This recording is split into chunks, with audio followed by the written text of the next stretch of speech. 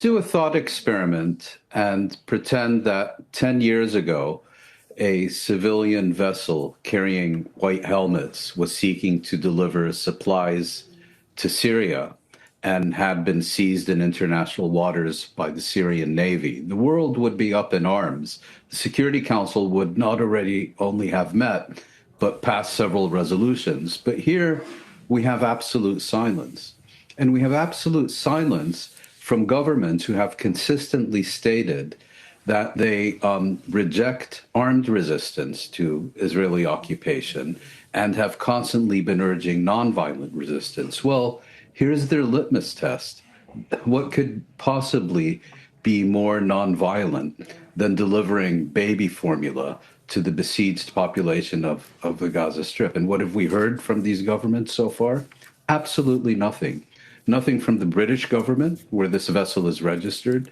Nothing from the French government, half of whose passengers are French citizens, or the Dutch government, the captain is a Dutch citizen, or the Swedish government. Absolutely nothing. Because it's not as if they were willing to support nonviolent resistance. They consider any opposition to Israel to be illegitimate by definition.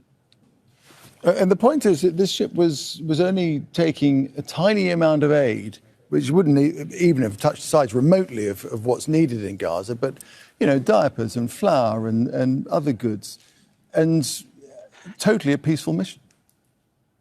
Yes, and what could be more cynical than the Israeli government and its spokespeople, who are directly responsible for the mass starvation that is now happening in the Gaza Strip, saying that, well, you know, this ship isn't carrying enough goods to feed the population of the Gaza Strip. Well, of course it isn't, and it's because of them. But, you know, these kinds of arguments in the West or among Western elites are considered rational, reasonable, and yet one more reason not to condemn Israel, not to change policy towards Israel, to continue sending it weapons so it can continue to pursue its genocide. I mean, you know, I think we have to understand what's going on here.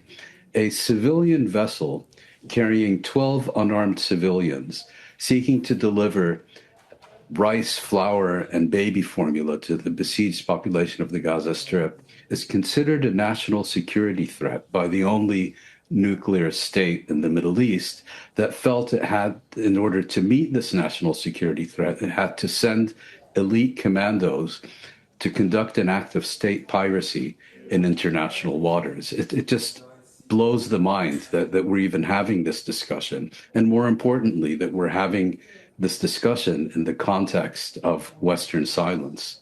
So what needs to happen? What could it take for change?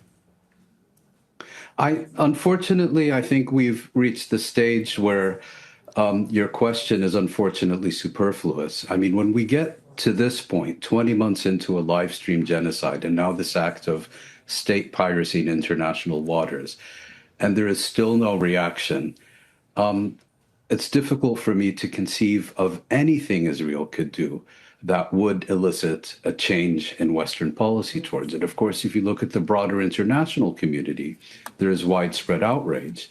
But what counts are the governments that are supplying Israel with weapons, that are giving it diplomatic cover, that are constantly issuing statements of support for Israel and for what it's doing.